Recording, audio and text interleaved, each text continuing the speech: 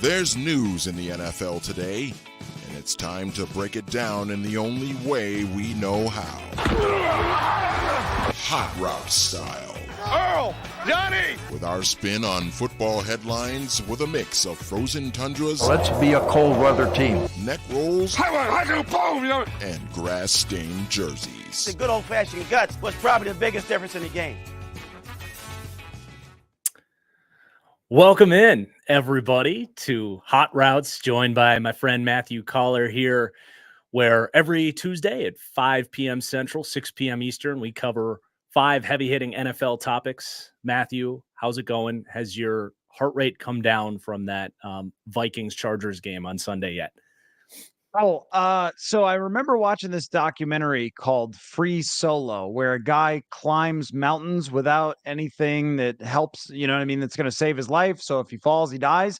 And they looked at his brain in this documentary, and it was basically like he doesn't react to things that are scary. That is now me when it comes to late games, because every single game that I have covered, I swear, in the last 2 seasons for the Minnesota Vikings has come down to the last play. My heart rate doesn't go up. My brain does not react. I'm just completely used to it at this point. I actually looked at this. Since 2021, 75% of Vikings games have been separated by 1 score. So just the usual bounce off somebody's hands, off somebody else's hands, interception, way to end a game. Normal stuff. Totally normal Minnesota sports stuff. You know, after this show, I'm going to the last Twins home series with my wife, and then we're going to Twins playoff games next week. So I can't wait to see how the Minnesota sports luck carries over to that other sport with the bats and the balls. But it is pretty damn crazy how consistent things seem to go that way with Minnesota sports. But we've got some great topics here today. By the way, everybody, make sure you check out Matthew's podcast on the Vikings Wire. And yeah, we are going to talk about some dramatic statements today. This one was your idea, Matthew. I'm going to pass the torch to you to introduce this idea. Okay, well, I figured that we could have some fun by being wildly hyperbolic. I mean, this is what succeeds in sports media, is it not? Is going as far over the top as possible on reactions to the first 3 weeks of the season for certain teams or things that we've seen. And then the other person can say whether it's way over the top or actually somewhat reasonable. So I'll start with 2 team reactions. Number 1, Miami Dolphins. Greatest show on moisture grass down in Miami. Not the greatest show on turf, but the best and most exciting offense since the greatest show on turf. 70 points in a game. There was a double orbit motion handoff that went for a touchdown. There's a picture of the Denver Broncos all just laying on the ground, looking at a Miami Dolphin running for a touchdown. And Tua, Kurt Warner, I can see it. Not the best arm ever, super accurate, knows how to operate the offense, and playmakers all over the place. I think it's the next version of greatest show on turf, even if they play on grass. And I will go with this as well. The Cleveland Brown defense. This is 2000 Ravens, baby. I mean, you might laugh. You might go, why, Brown? What? But look at the numbers. Look at how well they've played so far. They are far above the rest of the NFL in their success rates and their per yards performance against them. They stacked up on their defense this year, bringing in Zadarius Smith, bringing in Delvin Tomlinson. They already have possibly the greatest pass rusher on earth in Myles Garrett, a good secondary that's been built up, and all Deshaun Watson has to be for this team, though he is not very good, is a Trent Dilfer type, and they could legitimately compete in the AFC because that defense is so incredible. There's 2 to start you with. Reaction.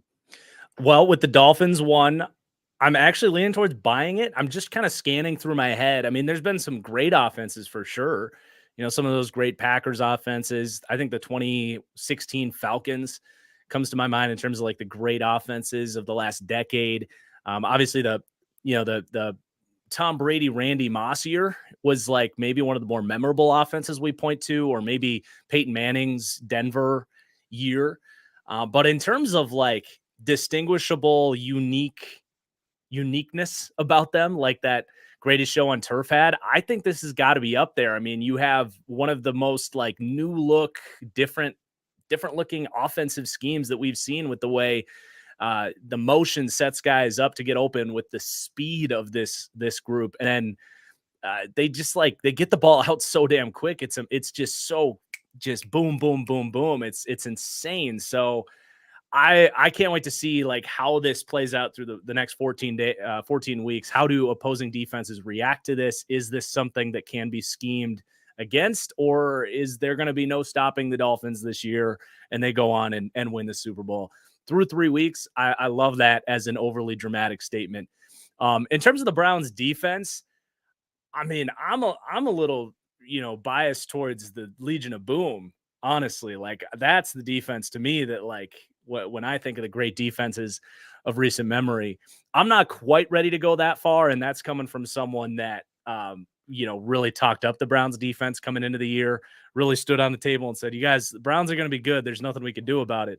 And it was mainly because of the defensive line and what they did there. But I mean, they are one of the more complete defensive rosters I can remember really since like the Legion of Boom. They have guys in the second level, even, you might have looked at it going into the year, like even the linebackers, maybe like a little weaker, but this week, Anthony Walker and Jeremiah Owusu-Koramoah are just all over. Like I saw JOK bring down Derrick Henry with a swinging hook, and he's supposed to be an undersized 215-pound linebacker. I'm like, oh my God, if he's a star, like this is going to be insane. So I'm going to pump the brakes a little bit on that one because it is the Browns. We'll see how this goes.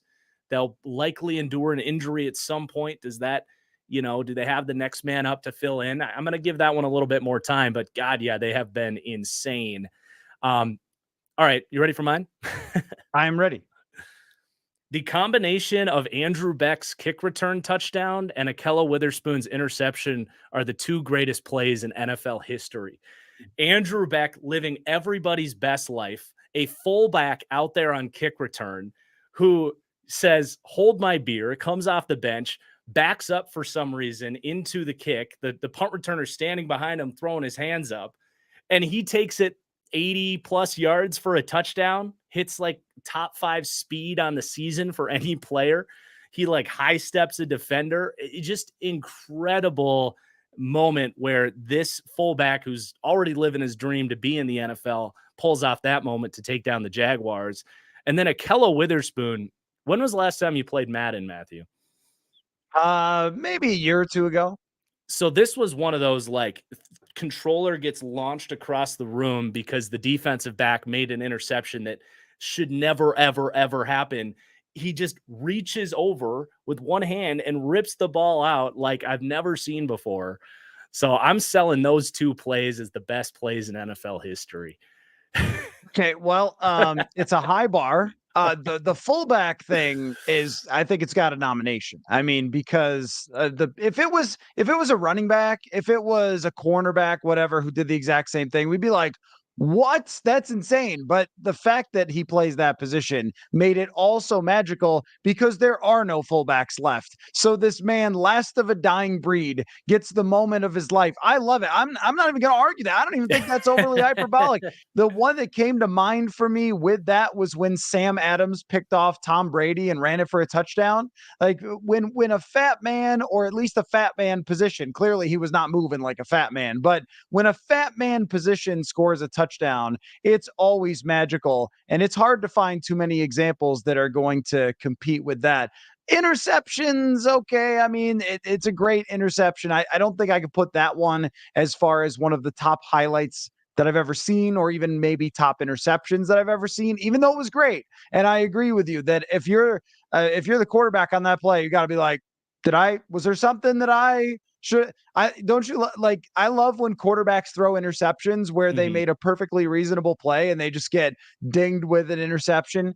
So I'll say that was magical, not the best, but anytime a fullback scores a touchdown in today's game, it's just wonderful. So I love it. I love these nominations. I've got one more.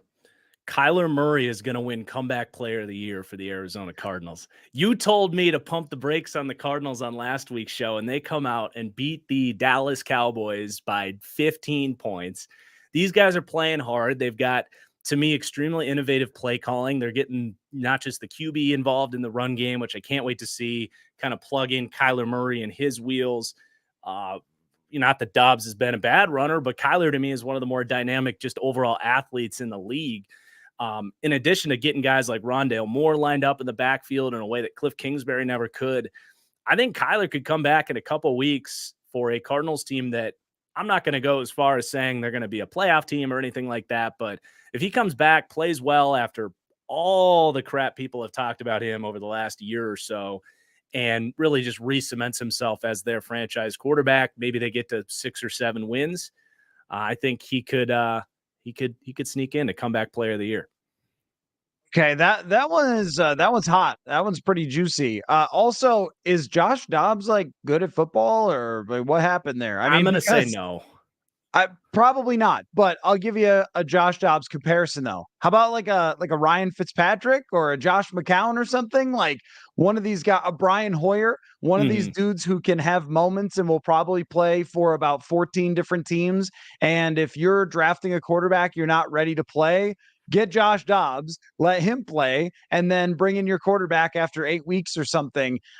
It's hard to say where Kyler Murray is in his rehab, but I think that it becomes realistic after that victory that they would try to hang around 500 and then get Kyler Murray back in a season that we went into assuming that there was no reason to even talk about Kyler Murray, and bringing him back appeared to be a silly move because you wouldn't want to win games because Caleb Williams was already stamping a bird on the side of his head. But that team is just a lot better than we thought they were going to be, at least so far. And it's not just that game. It's also a lot of the Giants game. They let them come back, but they played pretty well. They played well when they played Washington. I mean, they haven't been out of their league with any of these teams so far. And I mean, this is a good lesson for everybody about Jonathan Gannon, who was with the Philadelphia Eagles last year. He's their defensive coordinator. He's known and respected around the league as a really good defensive mind.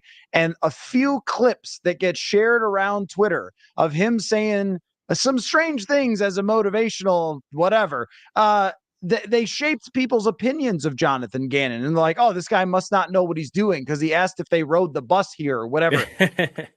Here's my thing about this. One of the best coaches of all time is Bill Belichick.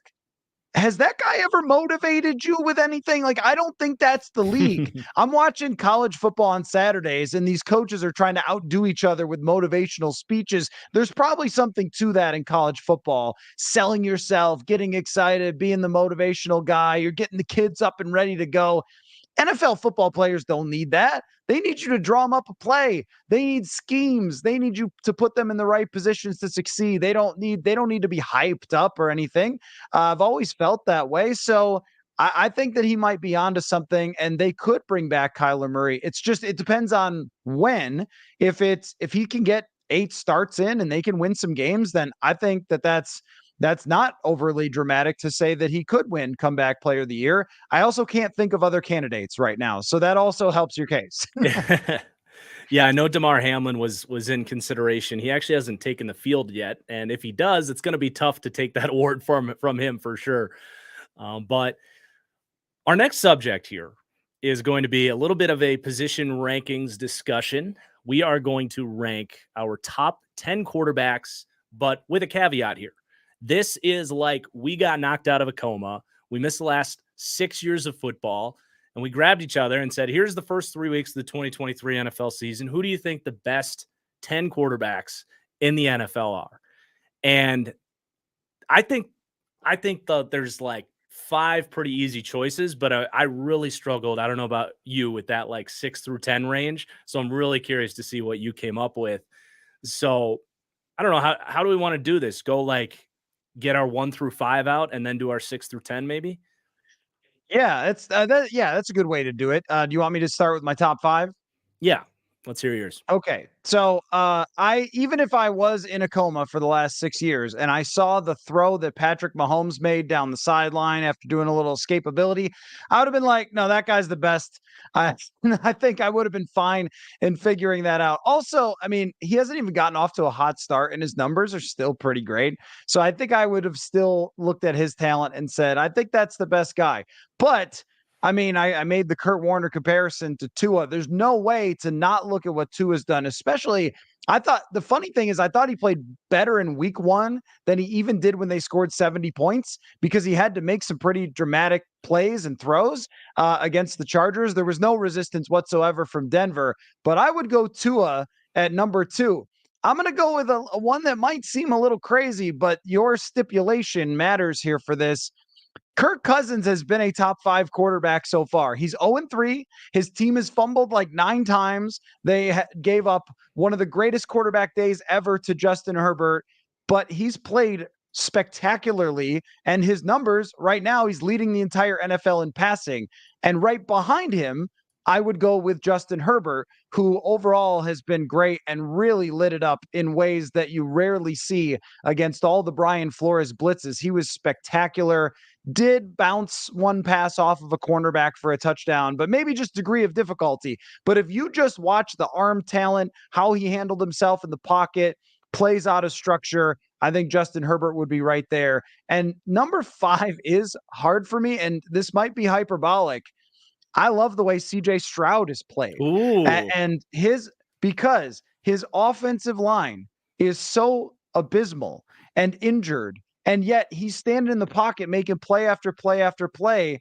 I might even throw CJ Stroud in there as one of the most impressive quarterbacks. And maybe I am factoring for his age, but I think he's really looked great. So I think that's probably too high for him, but I wanted to put him here to recognize that this dude has stepped right into the NFL and been flat out fantastic. So I tried to go for a little bit of a spicy top 5. How do you feel about it?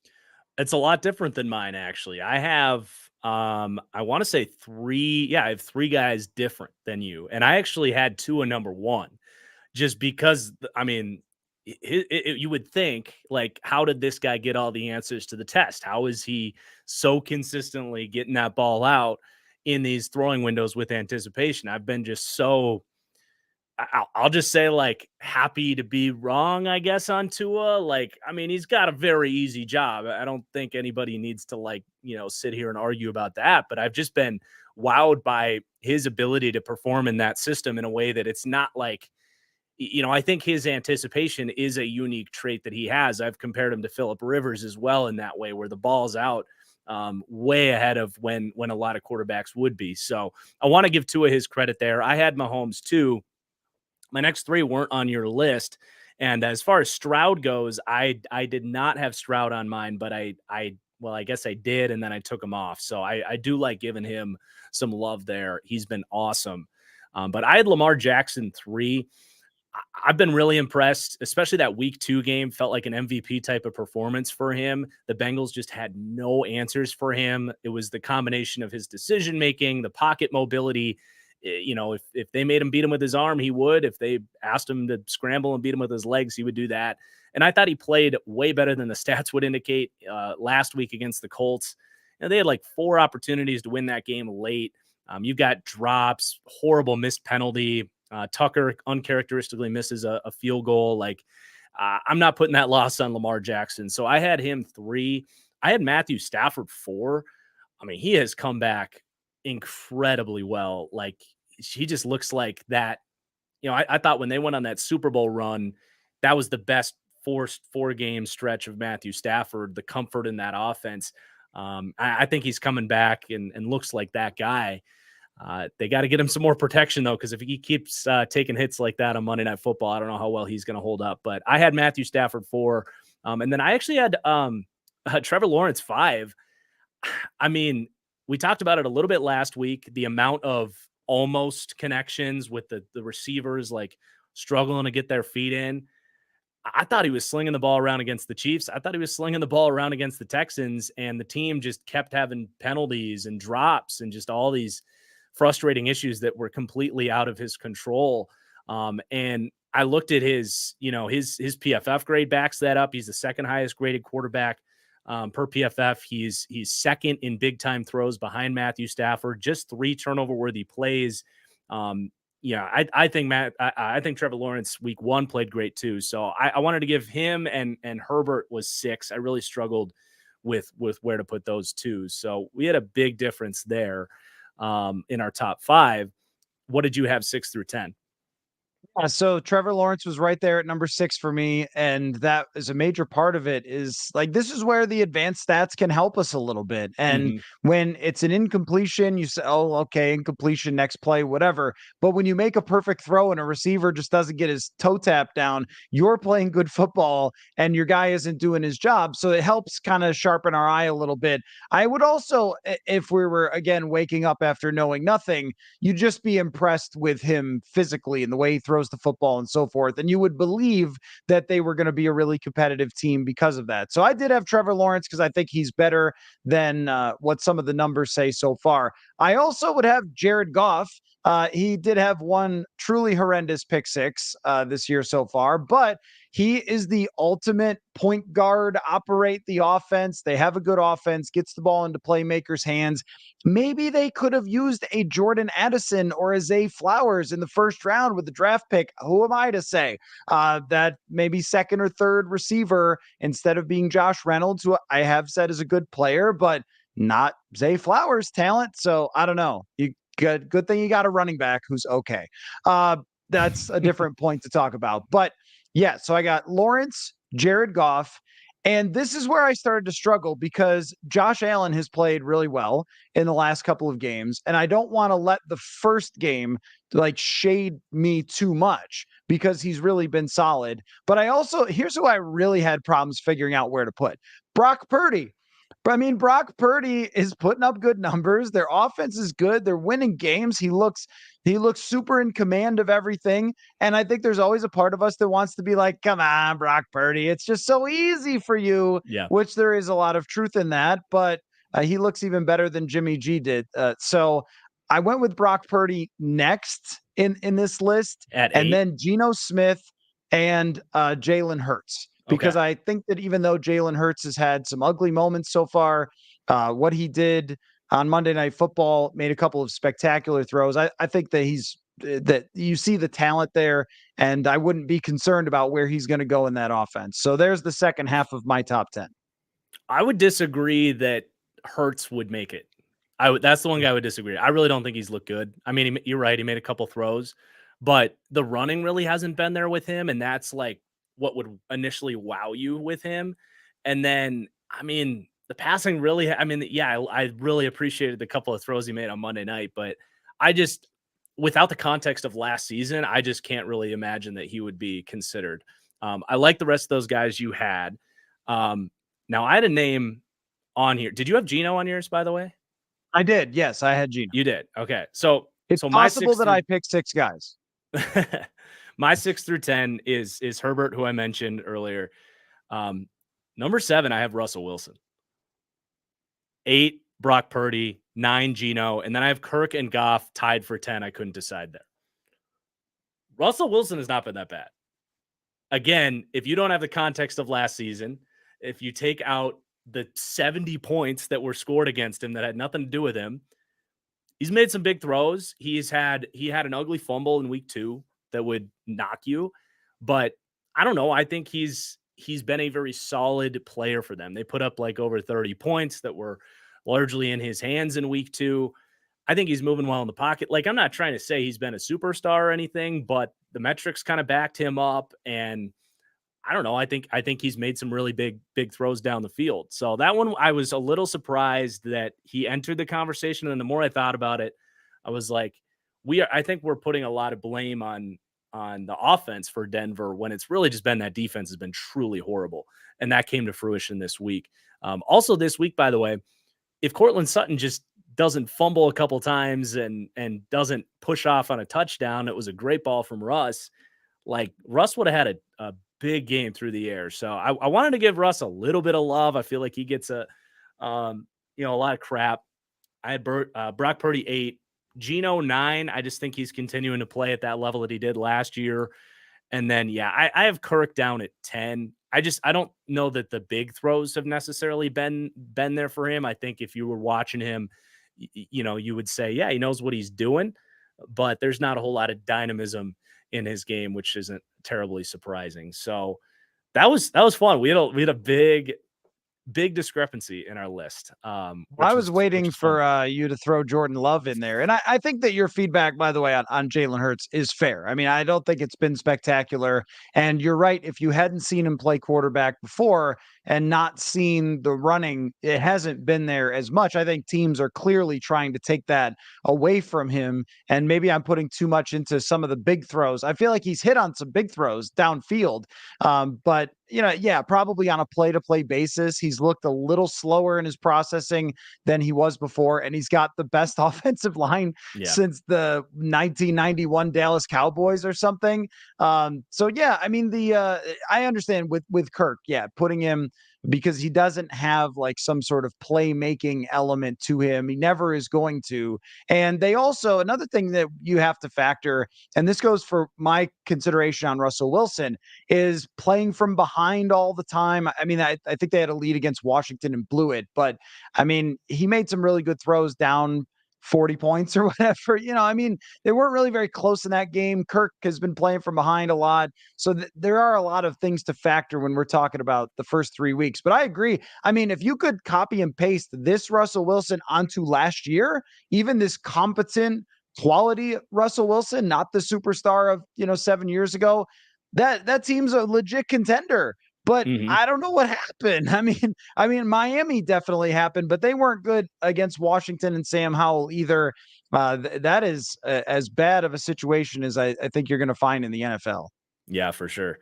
And I guess the other guy I didn't have was Josh Allen. I do think the way I was looking at it is I think it'd be hard to erase that Monday night game. Like it was just that bad that in a 3-game sample size, I don't think he really stacks up with these other guys. And then, the last 2 weeks, it's not like he's had very highly challenging games, just boat racing the Raiders and the Commanders. So I think if we did this exercise in 3 more weeks, he'll probably be playing at a level where he would enter it. But I don't think he's been one of the 10 best QBs so far this year. So let's move on to coaches on the hot seat. I feel like this is around the time these conversations start to pop up. You got 0-3 teams with their backs against the wall.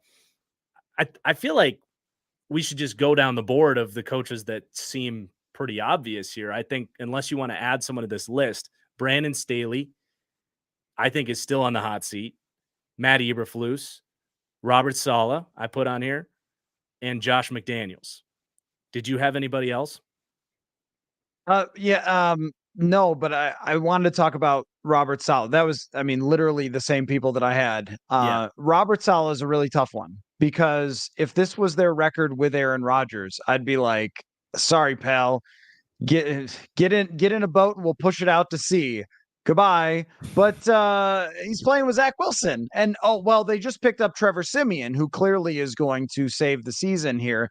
I mean, if they're calling the Minnesota Vikings about Kirk Cousins, I totally get it. And if the Vikings drop to 0-4, then that stuff becomes somewhat realistic, right?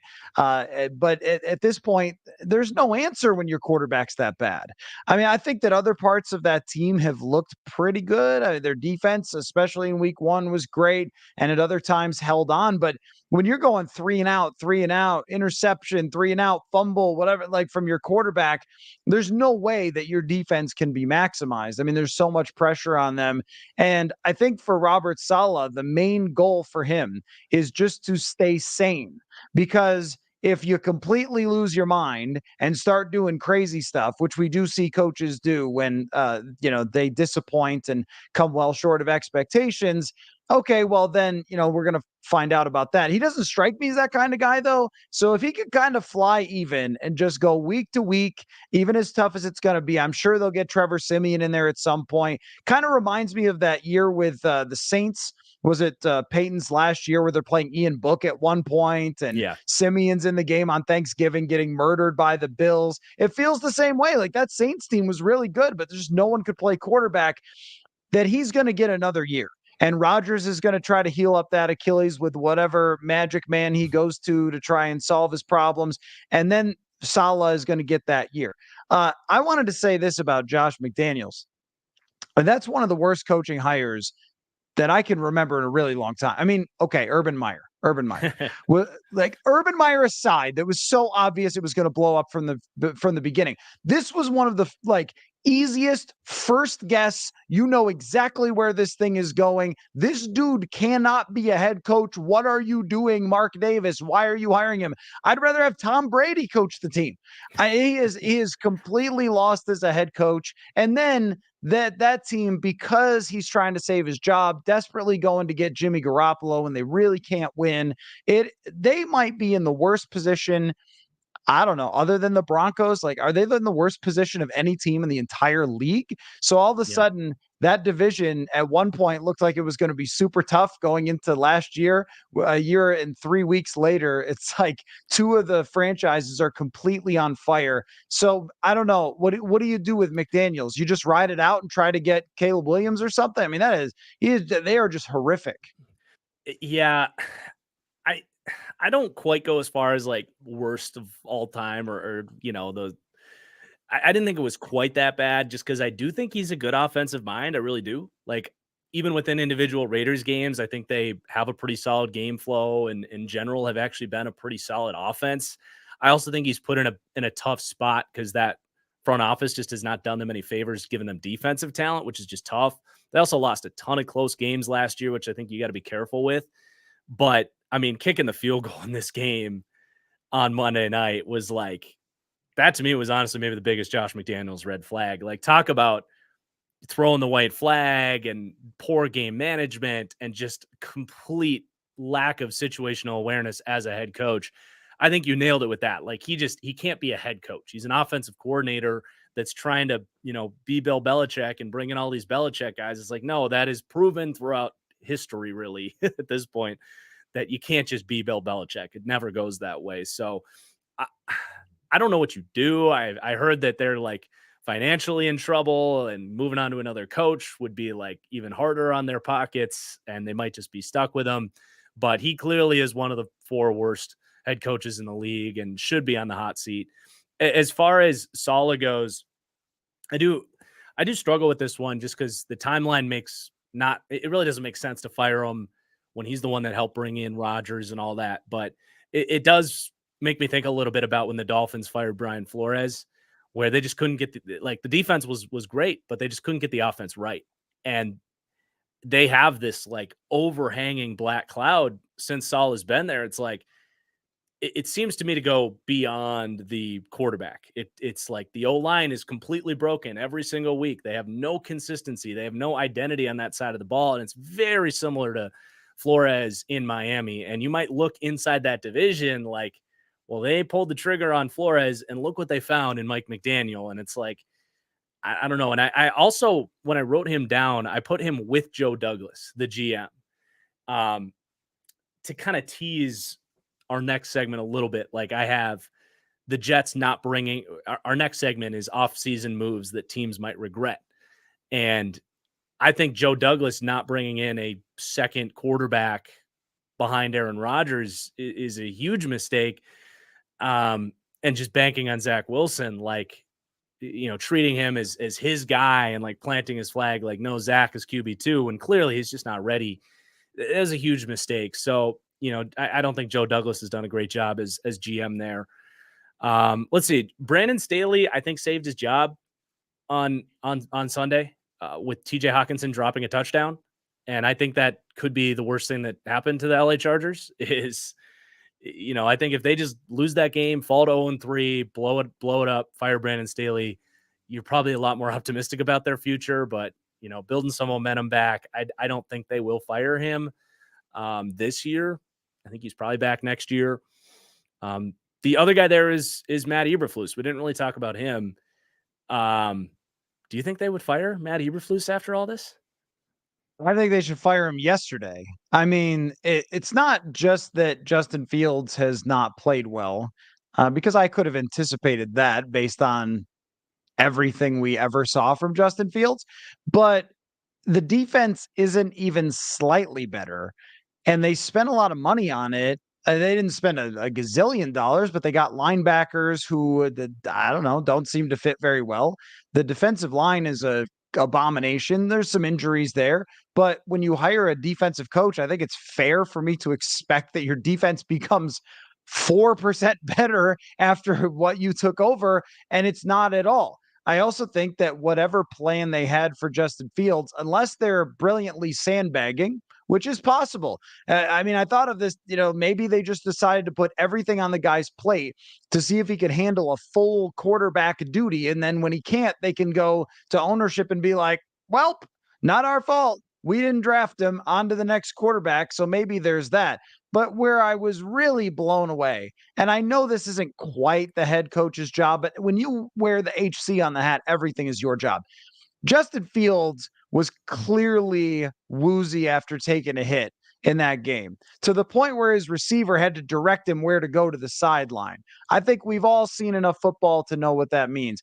And that man came back in the game. You should just be fired. I mean, what are you doing? Like, if there's any chance that Justin Fields is going to become your quarterback at some point, I mean, you got to be paying attention, just paying attention to the game and what is going on and what happened there, and not make a completely senseless decision. So, I mean, you're adding up all sorts of stuff. Like, the offense doesn't really make any sense. Fields hasn't improved at all, which, like, look, there's got to be an offense in this world where Justin Fields doesn't look like this. I mean, right? Yeah. And yet, it's about as bad as it looks. I think he's in over his head. I think he's pretty lost. He looks to me like he is a defensive coordinator only type, and they have no reason, no evidence to go forward. I mean, that's the thing with like Robert Saleh. At least last year, they grinded despite horrific quarterback play to where they were in the playoff race. They were in a lot of games. You saw the coaching, I think, from Robert Saleh, but I've never seen anything from Matt Eberflus that would suggest that he should continue to be the head coach. He is helping him tank, though, so maybe they should just roll with it for the rest of the season and then move him out. And with Brandon Staley, yeah, I mean, Brandon Staley tried every way he could to lose that game. They were up 21-10, and then bang, bang, their defense allows two huge plays to bring the Vikings right back in the game. And I know it's not his play call, but they've got a 6'6" quarterback. They go for it on fourth down, hand it off to a guy who's slow and who hasn't gained a single yard all game long. Like, I don't know, just some strange decisions from him, but their defense was wholly unimpressive to me, despite some of their talent. So that one could still end up going sideways. But in my mind, the McDaniels and the Eberflus are about the easiest decisions that you can come across. I struggle with Eberflus a little bit too, because I was really impressed with him in Indianapolis. Like, I felt like for years they were the team that it was like them in Miami overachieved based on roster talent year after year. And then they finally bring in DeForest Buckner and have a real pass rush, and that defense was like top 10 every year. And I'm like, he does feel like a coach that's lifting the roster talent. But I mean, yeah, I think in over his head is a great way to put it. I think he had a horrible spot to go for a defensive head coach when you have absolutely no roster talent and a front office that is busy giving everything they can to the offense. But my question with him is, how much of a word did he have on their free agent budget choices? Was he like, spend at linebacker and I can fix this D-line? Because if that was him, get him the hell as far out of town as I can possibly find. Because if you're spending $30 million at linebacker and your answers at defense are DeMarcus Walker and Andrew Billings and a couple of day 2 picks and a August signing of a washed up Yannick Ngakoue, like, that's your vision for the defense, and that ain't it. So that to me would be my big question, is how much was that Poles and how much was that Eberflus? I would want to know that as the owner before I completely give up on the guy. But it definitely is the shit show that is the Chicago Bears is getting even the most of him. And I think your point about not pulling Fields, I wonder too, like, he just took over as the play caller of the defense. Is he even like paying attention to like game management and that stuff? Because he's been kind of that CEO type of guy. And now all of a sudden it's like he's got to get in the weeds and call defense. Like, he might have been on the sidelines, like trying to talk to the team when all that was going on. So I don't know for sure there, but It does feel like there's less coaches that are ultimately going to get fired, in my opinion, this year. Like I think one of these guys ultimately loses their job this year. Personally, I don't know who We could necessarily, be but talking about all of them. The one thing with Robert Saleh, I also want to give him, and I know I'm defending him a lot for a coach who's losing every week, but he did not hire Nate Hackett. Aaron Rodgers yeah, hired Nate Hackett. In any other situation, you would not be hiring Nate Hackett. So, like yeah, that, he was not good in Buffalo. He was not good in Jacksonville. He was not good in Denver. The only place he was ever good at was being Rodgers' best friend, and that is no longer relevant. Also, Rhino in the comments asked which Josh McDaniels hire was worse, 2010 or this one. At least in 2010, it kind of made sense, right? Because he was a good offensive mind. And I think he was really excellent with the Patriots for the most part. But the one thing that always stuck in my mind about Josh McDaniels, and I think it was a Seth Wickersham article. If Seth Wickersham calls you, you're like, uh-oh, something might be going bad there. But he wrote about a quote that McDaniels had where he gave himself credit for Tom Brady's success and said, like, oh, there's a lot of quarterbacks who could do what Brady did in my offense. And I was like, would never hire. Nope. Would never hire. Do not hire. Cross him off the list forever. And I think that's what we've seen. But I mean, all of these guys have personnel issues as well, as you mentioned. But I've got to think too. Eberflus was out there, drafting linebackers in Indianapolis as well. I feel like he was trying to recreate like a Shaq Leonard situation in Chicago and tried to like scheme up the pass rush, and that just has had no success. But yeah. at very least, some of these defensive coaches, it's tough because offense is going to be the thing that wins you games. So if you end up with a Luke Getsy who seems way in over his head with working with Justin Fields, you're just going to get fired. I mean, I think there's just no way around it. So this is kind of why teams hire offensive coaches a lot.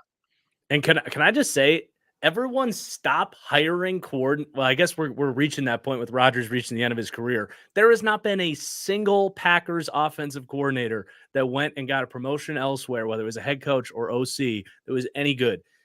McAdoo, Joe Philbin. I don't think McCarthy's any good. We were just talking about Hackett. I mean, there's Getsy. There's all these guys that weren't calling plays that just happened to be riding the coattails of a Rodgers offense that have all sucked. So I just want to say that. All right, let's get to topic number 4 here. This is going to be off-season do-overs, looking at some of the bigger moves from the off-season, some moves that teams, if they could take out their clock stoppers watch or their DeLoreans and go back in time, just don't make these moves again, because it's just so far the early returns are not there.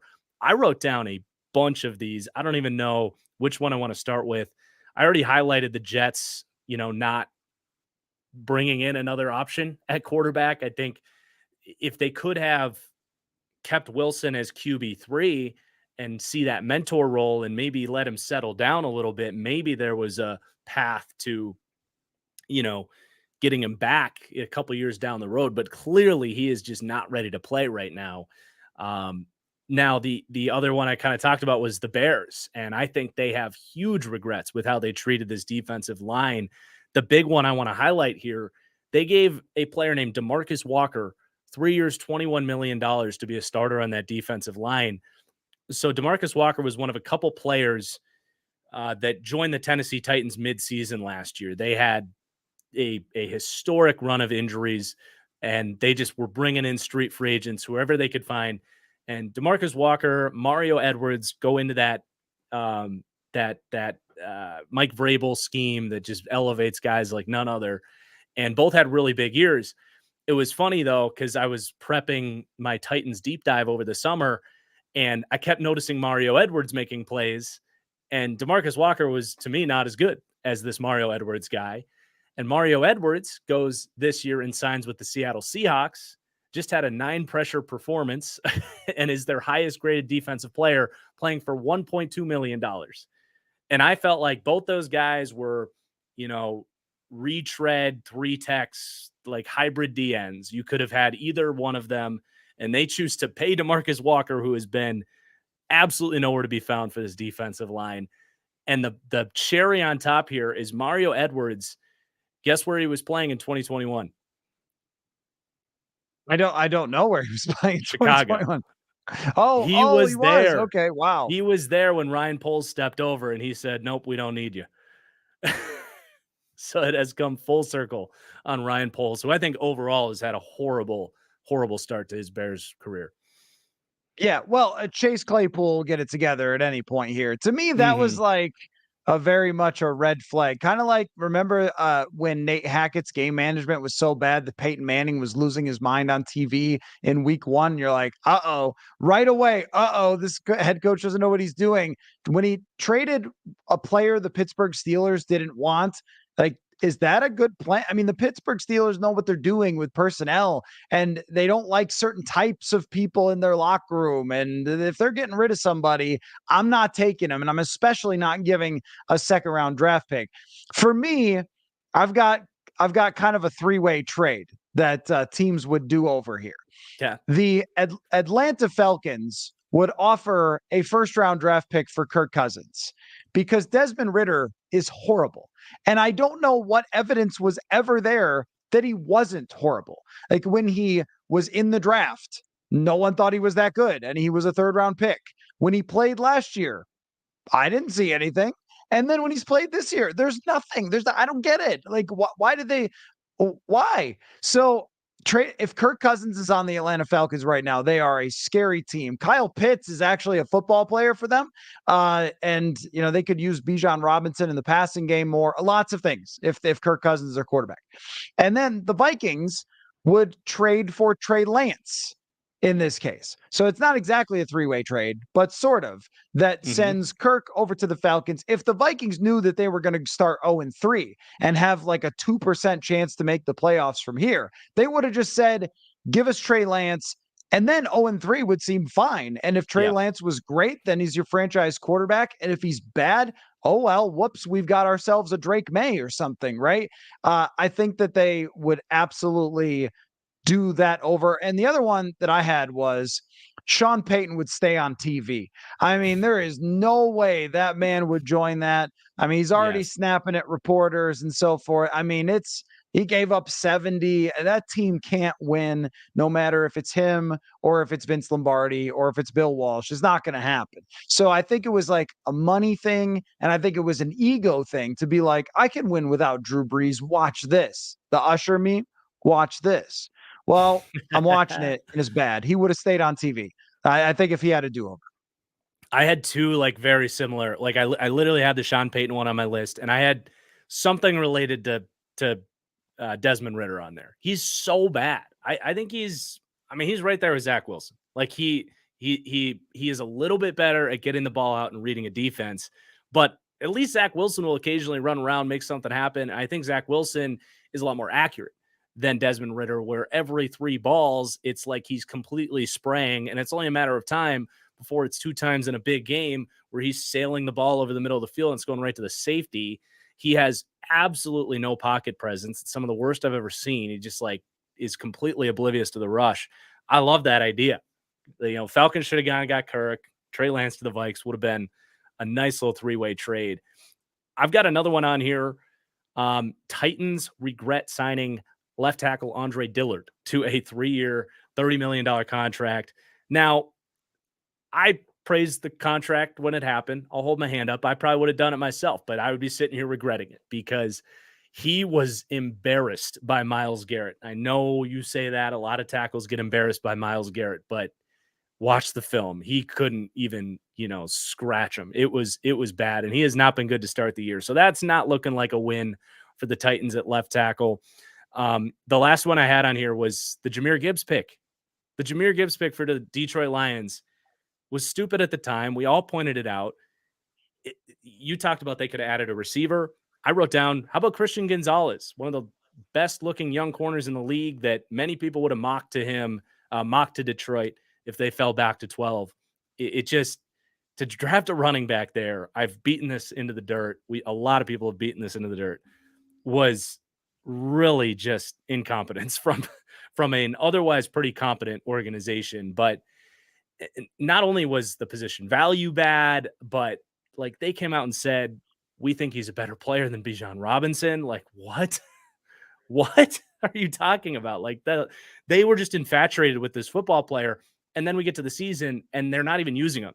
I'm watching this game and the player, they're doing creative stuff with a player, moving him out of position, giving him jet sweeps, using him motion before the snap. And it's Amon-Ra St. Brown, just like they were doing last year. Like they already had the weird gadget player that they can do a bunch of stuff with. They had no need to go get Jahmyr Gibbs on top of giving away DeAndre Swift, who looks freaking awesome for the Eagles. So that was just such a bad move. You have got to take that back if you're Detroit.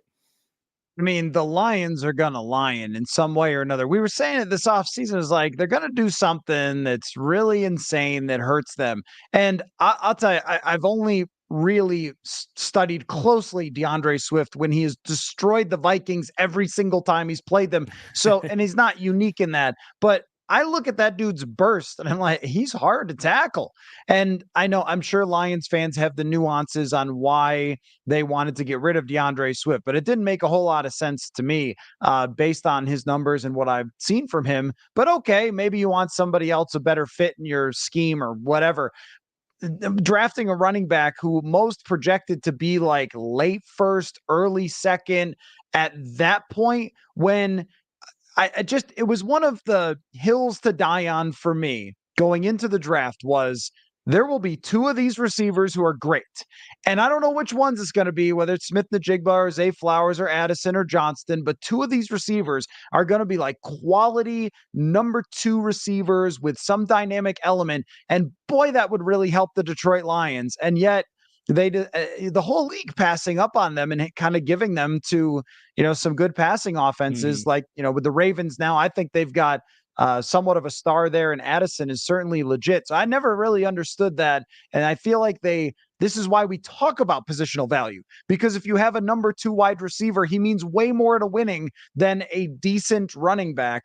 So yeah, those all go into the category. And you mentioned the Tennessee Titans. The Vikings had joint practices with them, so I got quite a look at their team.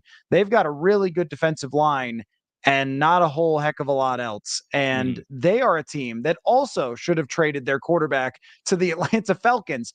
Yeah. What is the purpose of Ryan Tannehill being the quarterback of the Tennessee Titans? I think the dude can still play. But his team is just terrible. Derrick Henry is not an impact player anymore. They don't have great receivers. DeAndre Hopkins was just desperate as the Julio Jones thing last year. I don't know what their management is doing. They fired a GM for a bad move getting rid of AJ Brown, but then they've made no great moves since then. They probably regret that. And now here's a hard one. I want to ask you to think about this because I wrote this one down.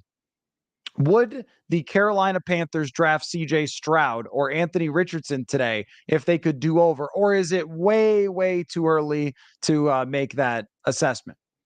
I think it's way too early because I think it'd be a completely different situation, completely different scheme. You got a Shanahan scheme in Houston, you got a spread scheme in Carolina, just a whole different operation there. I mean, Stroud's outplayed Young so far, right? But I just did a big film breakdown on Bryce Young, and the difficulty of quarterbacking in those 2 games was 10 out of 10. Bryce actually hasn't been really all that bad. He made the 2 big mistakes against Atlanta with those throws to Jesse Bates. Beyond that, it's really nitpicky stuff that you'd have about Stroud or any quarterback in the league if you did a film breakdown on. So I'm not going to go quite that far, but yes, Stroud has looked awesome, and it's probably more of a conversation even for me than it would have been a couple months ago. I do see the vision on Tannehill a little bit. I want to push back on that because I think they have these interesting dart throws at these guys, but they don't want to put those guys, Willis and Levis. You throw those guys out there with that offensive line without figuring out what this offense is supposed to look like with these young receivers and a new offensive coordinator. I think they're trying to buy time to make it a more feasible opportunity for whichever one of those 2 dart throws kind of comes through the weeds. So at least see the kind of long-term plan a little bit on that one. But yeah, want to move on. I mean, I think that they shouldn't have bothered with Will Levis and they should have just played Malik Willis, gone 3-14 and tried to be at the top. I mean, I know the answer to every team isn't tanking, but there's like 3-4 teams in the league where it's kind of right there for you. And Tennessee to me it's right there for you. You've got a couple good players on the D line, but pretty much nothing else. So move on from Tannehill, get some draft capital, be at the top of that draft and really restart your franchise. From what I saw of Will Levis in training camp, it's like, okay, I get why the NFL was not as hot on this guy as anybody else in draft land or everyone in draft land because he's just not accurate throwing the football and his throwing motion's kind of weird. So, I mean, this draft class is just really good coming up, and it makes a lot of sense. They might end up there anyway. I think they just kind of wasted a year of Ryan Tannehill's life. Yeah, I just think that goes so against Mike Vrabel's DNA, though. When you have a specific coach like that, it's just going to be really tough because, I mean, they're winning 7-8 games every year when their team is decimated by injuries. So they're in kind of a unique spot. It's kind of like with the Steelers, like when they take a Kenny Pickett, it's like it's going to be really tough for our team, as bad as the roster might be, to be picking that high. But all right, we got to get to the fifth topic. I do have a hard out here though, because I got to get to the Twins game tonight. Let's speed round our drafting of the 3 most interesting games this weekend. I'm going to start with the number 1 pick. Is that all right? That is good. Yeah, go ahead. Because I'm going homer pick. I'm taking Packers Lions. The trash talk is building between fan bases on X. Jordan Love, a big home primetime game here Thursday night. Detroit. This is a big game for this division, man. These might be the 1 and 2 teams in the NFC North right now. So I'm going homer pick with Lions Packers. Well, I think that's a terrible pick because the best game in the NFL is very clear this week. It's very clear. It's at noon, unfortunately. So I'm not going to be able to watch it until I get to see the replay. But that is Miami at Buffalo. It is Dan Marino. It's Jim Kelly, Andre Reed. I mean, come on. Like Thurman Thomas is in this game. Let's go. It's going to be great. No, this is two absolutely fantastic teams. Mark Super Duper is going to be running down the sideline. Mark Clayton catching balls. I mean, it's going to be really good. That's easily the game of the week. Yeah, I couldn't agree more. You've got really interesting matchup between McDermott's defense. How is he going to, he's taking control of this defense. How is he going to scheme up this new look offense? And can Tua get that big win to kind of really set them on the course of winning the AFC East? And I think if they continue to have this offensive success, they're kind of planting their flag. Like, we're the best team in the NFL. Is that game in Buffalo? It is in Buffalo. Unfortunately, in a way, because it used to be a lot of fun when Dan Marino would come to Buffalo and it'd be like snowing and everything. Mm-hmm. So the fact that Tua gets to play in good weather in Buffalo, maybe it'll rain or something, but that should be a lot of fun. Yeah. All right. You've got another pick though. You got the snake. Oh, that's right. Okay. Well, another easy pick. Baltimore at Cleveland, 2 really good football teams, but also flawed. I mean, Baltimore, with the number of injuries that they have, still not convinced after a decent performance from Deshaun Watson, in which he threw the ball backward, that everything is just fine and fixed. Definitely not. So shades of Aaron Brooks, if you remember that play when he threw it backwards. So I think a really good matchup, 2 great defenses. Lamar against this defense, great battle. That one should be good. All right, I'm going to go with, man. It's not easy. It's not easy. It's not easy. It falls off after that. All right. Patriots, Cowboys. I'm assuming America's game of the week. You got Dallas. How can they respond? And can New England, who we were both high on coming into the year, can they really get this thing on track? Do they smell blood of an injured Cowboys offensive line? Can they force some Dak Prescott mistakes? Or does Mike McCarthy bounce back and they look like the world beaters they were before they went and lost to Arizona? My other pick, I'm going to take the Bengals Titans because I think these are 2 teams in a crowded AFC. I know I'm a sucker for Titans football. I like the way Mike Vrabel coaches, and the Bengals offense has got to figure some things out.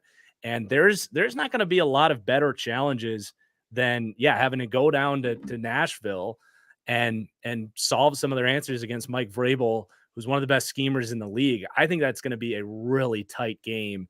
that is meaningful for both teams. The Titans, at least internally, think they're a team that can compete.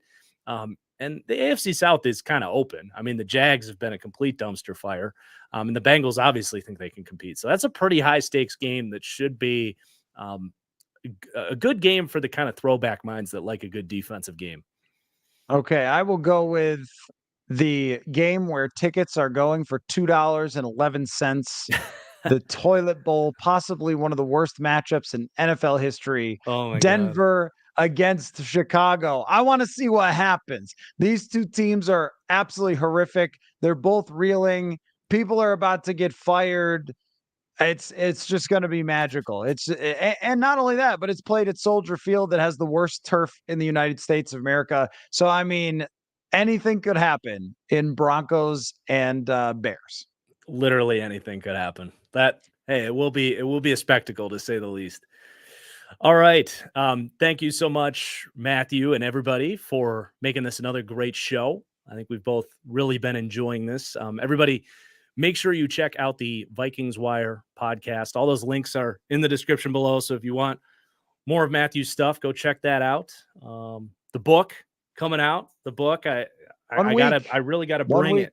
I gotta bring it on for next show. It comes out next week. Yeah, comes out next week. Yep. So Amazon, people can order it there. Football is a numbers game inside PFF. I spent 18 months reporting on Pro Football Focus, where it comes from, what it does, how the Vikings general manager got his job using PFF, lots of stuff. Yeah, awesome. All right, that's going to do it. Thank you, everybody. Have a good week.